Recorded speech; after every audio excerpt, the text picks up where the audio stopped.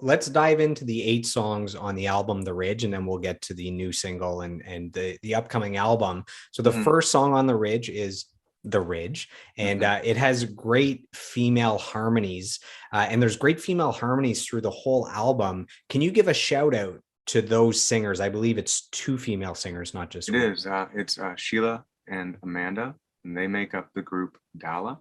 They've also been Juno nominated a Oh couple. yeah, they're popular. Yeah, Dala is the backing vocals on both on the Ridge and Beyond the Reservoir, and I love them dearly. They bring so much, and it was really important for me also in putting together that record and putting together this record to have a varied cast of characters, and it's been that way for forever.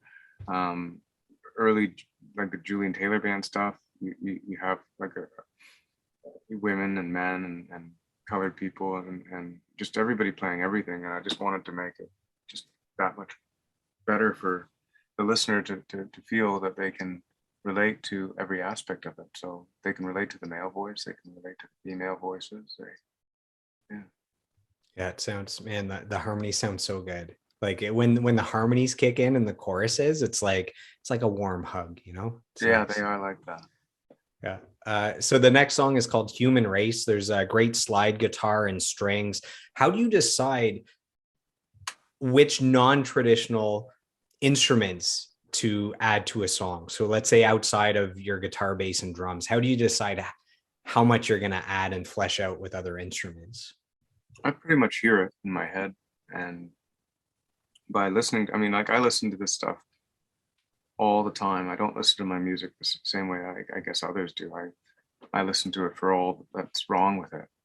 And when I, Spoken like a true perfectionist. you know, um, so what can make it better? I'm always sort of looking for that, and what can make it more relatable and connect with people and communicate with people. That's important too. And I've always loved the sound of pedal steel. Certainly, like I mentioned, I'm a Neil Young fan, and it's all over Harvest. And it really brings a lot to that record. You know, I think that actually, now that I think about it, Harvest would be the Ridge, and Beyond the Reservoir is probably my After the Gold Rush. Those two will sit side by side for Well, if sure. there's 2 albums to use as inspiration, those are some pretty great ones. Those are good records. Both of those records are great. I Absolutely. guess Harvest would be more popular than After the Gold Rush, but it's up there. The critical acclaim is up there for both, though, I think. Yeah, for sure. Yeah. So the next song is called "It's Not Enough." That's one of my favorites on the album. Another great chorus with the female harmonies.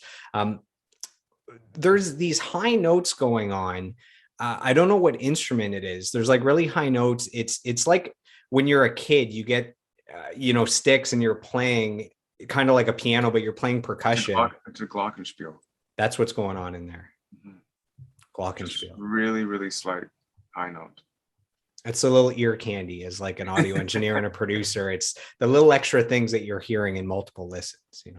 Well, Sam Hashemi is the engineer, co-producer, and mixing engineer for a lot of my records, for The Ridge, for Beyond the Reservoir, for Part of Desert Star, for Tech Noir, and I just think he's got a real knack for it. He's really gifted. And And does he play? He plays an instrument as well, doesn't he? yeah, he plays a bunch. He plays sometimes he'll play guitar. He's played guitar on a lot of my records. He's played piano and percussion. He's just really gifted, and he and I work really closely together and work really hard at creating these projects. We both have really good ears. How did you connect with him? Is it starting with the Ridge that you worked with him, or No, do you no, go he's further back? Tech Noir. Sam and I started at Oh, Tech Noir. okay. Yeah. So it doesn't really matter the type of music either. That's a good producer, right? He's great. One of the best. He's certainly underrated in my books. So the next song is called Over the Moon. So my notes are beautiful piano playing, slide guitar, female harmonies, violin parts. Do you have an app on your phone or a hard drive that just has all these ideas like guitar riffs and vocal lines and lyrics that you can go to when you're recording a new album, like your new one, that you can just kind of pick all these greatest hits ideas kind of It's all all here. up in here. Yeah. It's a lot of Damn. stress. I was gonna say there's a lot. I mean, keeping all that up there, like how do you sleep at night with? I don't sleep well. There you go. Some nights I sleep better than others, but yeah, no, it's all in my head and it's always churning. Psalm's also really good at that too. He and I, talk about what we think needs to happen here and there, and we spend a lot of time with it. So nice to have somebody like that to bounce ideas off of, and vice versa. Like if he's got an idea and it doesn't work, I always say in the studio, it's a funny thing to say, but when it sucks. It's really hard to know when something's good, but you do know immediately when the idea sucks. Some people do, because there's some pretty horrible stuff that you hear on the radio, but Well, I guess, but you know when it's bad in the studio. Finding out if it's good or not, that's the tricky thing. yeah, there's someone that knows something about good sounding audio and a good sounding recording is Joa Carvalho, who's one of the greatest mastering engineers on the planet. This guy's mastered over 2,000 albums, including Rush, The Tragically Hip, Smashing Pumpkins, Blue Rodeo, and Alexis on Fire. So this is what Joa has to say. He says, I'd say Julian is always there with a big, warm, welcoming smile, no matter where or when. Julian's an absolute natural on stage, a total pro in that classic sense of writing, recording, and performing his songs. So that's from Joa Carvalho. Thanks, Joe. Yeah, we go way, way back. Did he ever master any of your stuff, or you just know him from the industry? Oh, he's mastered some stuff for us, yeah. I can't remember what. Maybe, no, he didn't do Burgundy and Blue. He might have done Last Summer When We Were Famous. I think he might have done that. We'll have to figure that out. I'll have to ask him where the connection He has, though. I know he has, certainly. And he did a single, Bro. I know he did that. And he just did the most recent remastering of the Staggered Crossing record, the deluxe edition. He did that. Yeah, we go back way, way back, 20 years actually. That's awesome. It's nice to have friends in the industry. We're now on Ballad of a Young Troubadour, which is the most played song of yours on Spotify. This has over 5 million streams. Why do you think this is connected with so many people? So again, it's one of my favorite songs on the album. I get it. I get why people love it. Why do you think it's connected with so many people? I guess it's the sing-along chorus. It starts off with the sing-along chorus and it gets people right away. I'm surprised it has so many plays. It's a really long song. It's over 5 minutes, right? Yeah. I mean, a lot of the songs are long. The Ridge is long.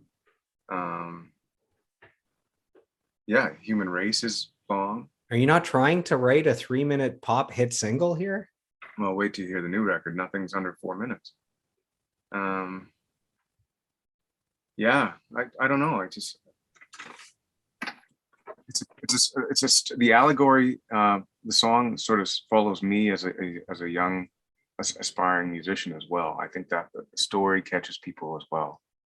But why it's had 5 million spins, I have no idea. Compared to I thought the Ridge was going to be the one that had the most when I first released it. I was wrong. Yeah, even though it's a new song and it sonically it sounds new, like the quality sounds great. It has that old school singer-songwriter vibe, like someone that's taking you on a journey. Like it sounds like an adventure as you listen to it. That's what I hear. That's what you hear.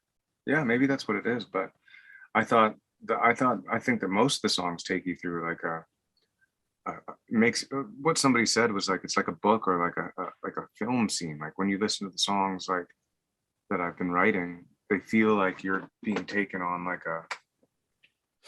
you're in a movie, which is good, I guess.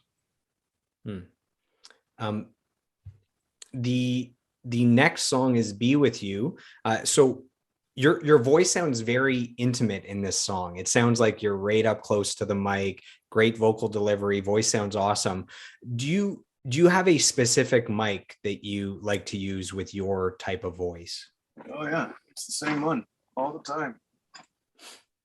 This SM, same mic that old Michael Jackson used to use. Yeah.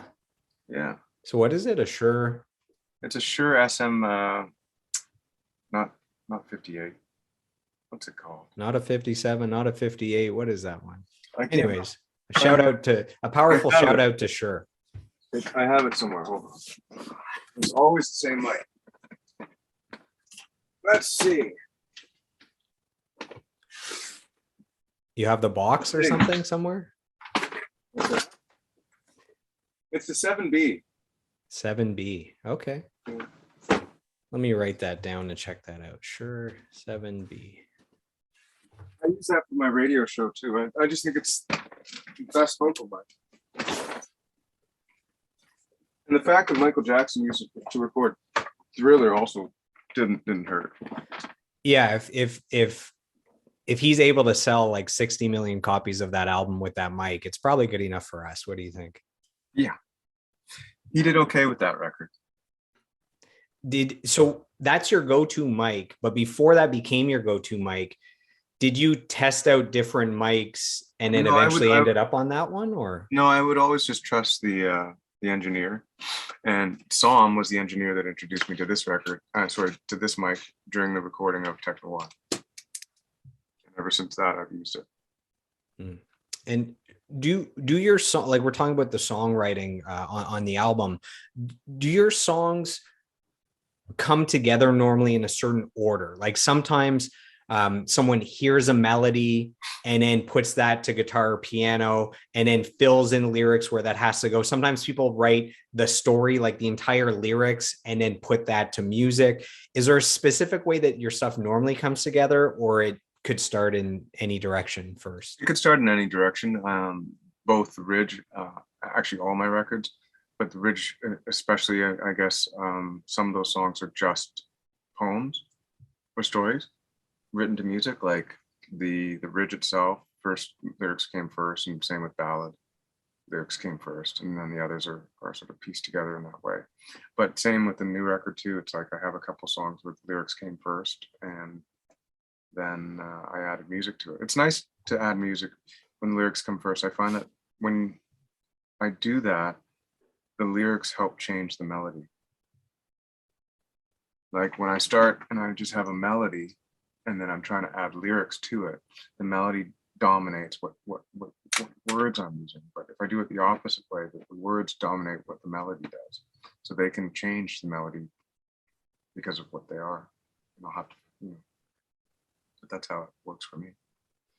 The final two songs on the album, Love Enough and Ola Let's Dance. So Love Enough, that's probably the most stylistically different song on the album. There's awesome guitar playing. What kind of style of music would you call that? Like that groove? Is it like a Latin groove? Or where did that come from? It's a Western groove. It's like but like a Southwestern groove. Similar to what bands like the Mavericks would have been, playing, or Los Lobos, perhaps. So it's like maybe a Latin Western sort of groove for sure. Derek plays slide guitar on that, does a brilliant job playing guitar on that record. And it's just congas and an upright bass and a guitar. It's really stripped down. Love that one. And that's a vocal take in one take as well. Yeah, and your vocals, there's a style of reverb on your voice, so more reverb than on the other songs, I believe, and it gives kind of like a old school Roy Orbison, Elvis vibe. Maybe that's just me. I don't know if the comparisons make sense, but okay, I'm not completely crazy, just a little crazy. When you play that, so the pandemic, you put out the album, and there's 2 years where you're not playing live. You've played live shows since then over the last few months. Do people start to dance when that song comes on? It feels like that's the chance for the dancers in the crowd. Not yet. Most people have been sitting for the shows. How dare they? They need to get their stamina back after 2 years of sitting. Same with me. But we did one show at the Horseshoe, and that was a Julian Taylor band show, and that was pretty cool. People were not dancing because they had to sit. Maybe they're just getting used to it. Hopefully they get up this weekend. We're playing a couple shows, and hopefully they get up and boogie. It'd be nice to see that fun energy in the crowd would be awesome. So the last song is Ola Let's Dance. So it's spoken word with singing at the end. Where did the idea of having spoken word come up for the record? And have you ever thought of putting out a full spoken word album? I've never thought about doing a full spoken word album because I think that William Shatner's cornered the market on that. But it was my idea to do this. That's a poem that was actually written by my grandfather that I was trying to incorporate into the song, and I was trying to write a melody for it. And at the last minute, I just said, you know what? Why don't I just try to speak it? And it worked out really well. So. Yeah, you have obviously you have a great singing voice, but you also have a great speaking voice. I was going to ask if you've ever considered, voice acting or a podcast or a radio show. And then I find out doing research that you do have a radio show